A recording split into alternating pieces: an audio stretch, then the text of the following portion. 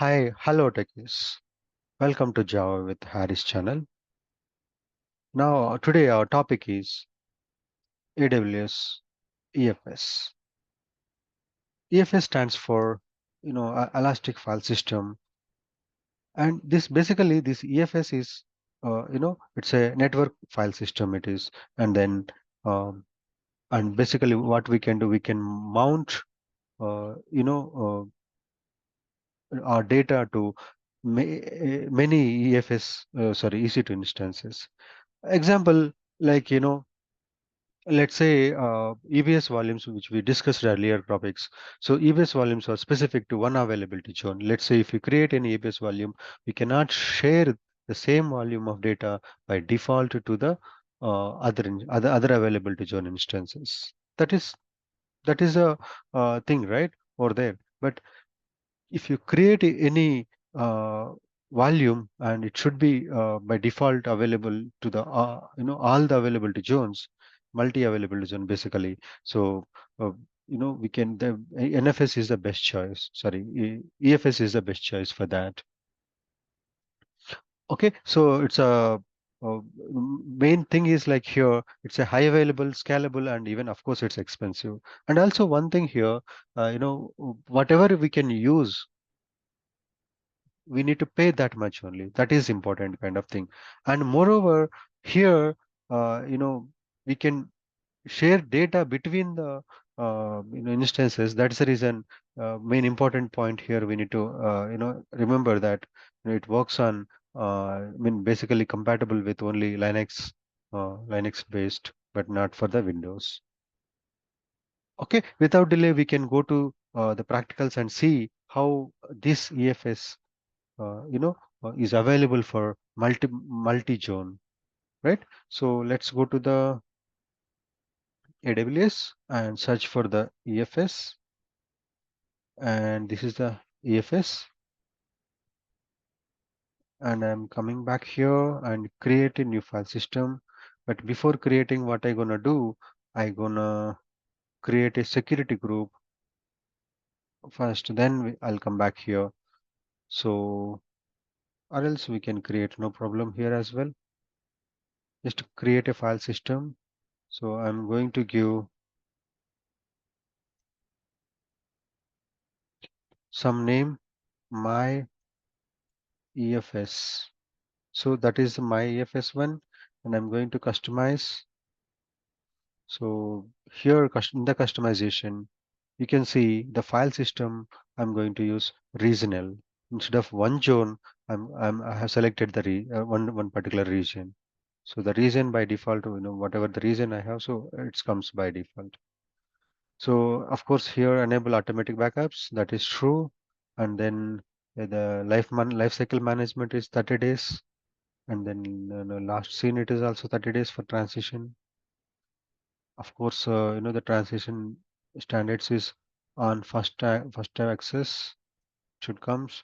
And then of course we can continue with the default one, encryption data, fine. And also the performance, we can use the similar one. I don't want to change anything. And I think I go to the next step.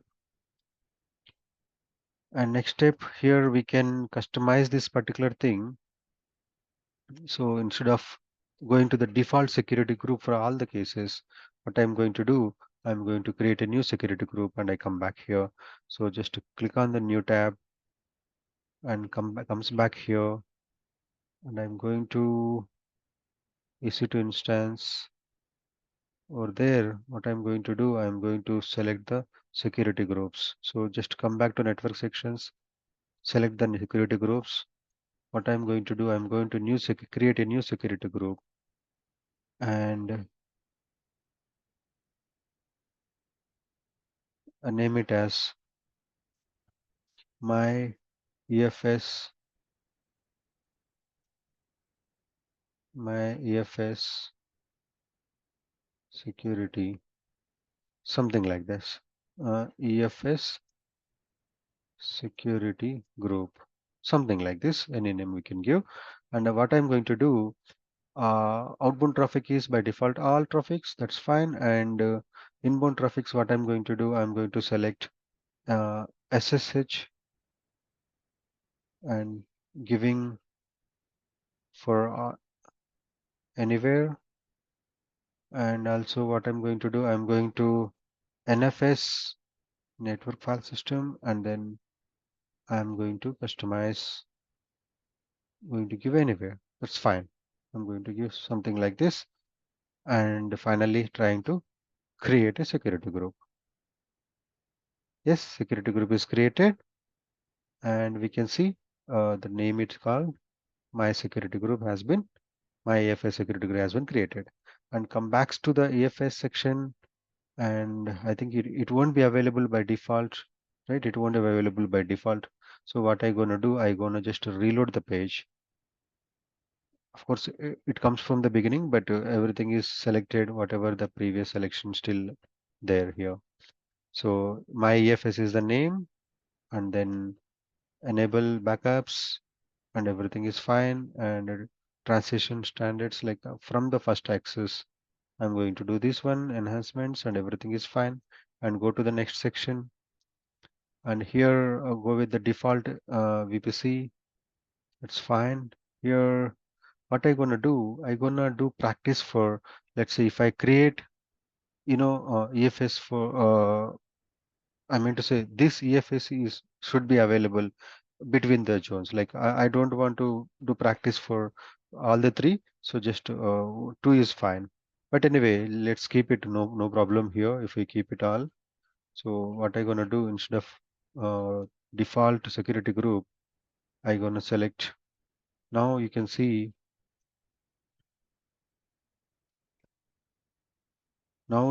here, my EFS security group is available here. Just I selected that one, fine, and I also select my EFS security group, that is also be selected. And again, I'm going to here and selecting the same one for all the, availability zone related things. Just to click on next, and then I think everything is fine. Click on next, and just a overview here. That's fine. Whatever we selected, file names and all, and security groups and availability zones are fine, and just simply create it. So whatever we created here, right? So whatever we created here, if you see here, this is the one which is created in this case. Okay, so what I'm going to do, I'm going to just delete the previous tabs. That's fine. And I'm going to EC2 instances. Okay, these are the previous instances. Don't worry about that. What I'm going to do, I'm going to just click on launch. Okay, so I'm going to give a name, instance A is the name. And then let's come back here. I go with the default Amazon AWS, fine, and comes back in the below free tier, that is also fine, and key value pair. But anyway, in this case, I don't want to. We have to proceed without a key pair. It's a recommended one for this kind of operation. So now edit the network settings. Subnet is important here, so we need to select. So let's say first subnet is availability zone south 1A. Just assume that. So I selected this particular availability zone. Okay, and then come back here. Instead of creating new security group, just select the existing one, and whatever we have selected, my EFS, right? So just click on that my EFS, and it's been selected. And let's go back here, and in this particular section, the storage section, if you see the file systems, we haven't created anything. It's a 0 by default. So just edit that file system. So select the EFS and add a shared file system. So the great advantage of doing this one is it's give the mount point, and in this particular location, by default storage will be created. It is shared. It will be shared. Okay, this is the mount point. We can customize this one also if you want. But what I'm going to do while creating the instance, I've created the file system and then selected the mount point and all. I think that's it. That's it for now. So automatically, the create and attach the security groups automatically mount shared file system attached to the requested data scripts. So these things are has been automatically done. This is a great advantage, right? Right now. So just click on launch.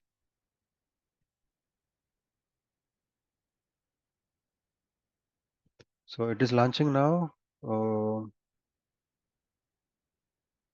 why? Because it takes little time.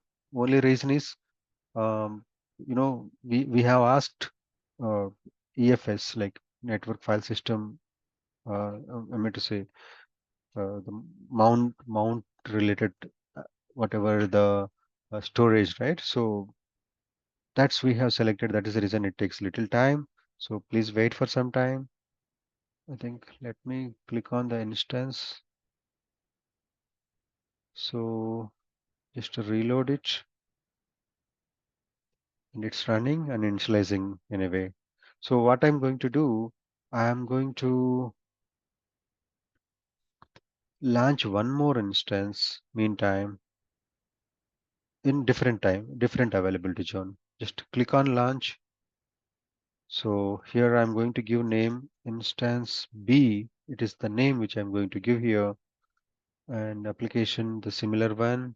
And let's come to the instance type is free tier. That's fine. And key value pair, I'm going to select it. Not recommended for now. And network tab, I'm just click on the edit and subnet. This time I'm going to select, you know, South B1B. So just selected that one, and I'm just scroll it down and select the existing security group. Click on my security. Okay, my security groups, and let's scroll it down and then click on edit. Click on EFS, that's fine, and add file storage. So here also it is pointing to this mount point. We have to be remember MNT, EFS, and FS1, and just click on launch. So it is launching now. Then another instance. So yeah, it's launching now. It is taking a little time again, and we'll see back. We'll see it. What I'm going to do, I'm going to just click on instance anyway and just reload it. The instance B is still in pending state, and see when it will be launched. And instance 1 is ready now.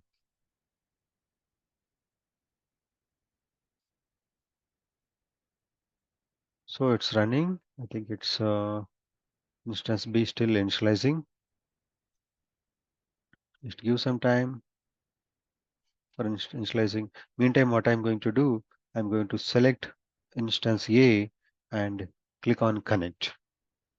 So when I click on connect, so uh, it is asking to, this page routes to this page EC2 user, and just try to connect the CLI from there. Just provided. So this CLI is for the instance A CLI. It is being prepared. So let's come back here, and all the instances are loading now. I think the status check is for the instance B. Still initializing it. Give her some. Give this particular instance some time, and meantime this is ready.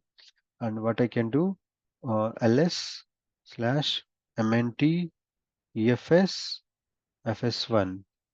You see, we don't see any files here in this location, right? So what I'm going to do, so yeah, this is also be ready. So just click on this instance B and click the connect and just launch the instance. Sorry, this CLI. Yeah, it is for the instance B, right?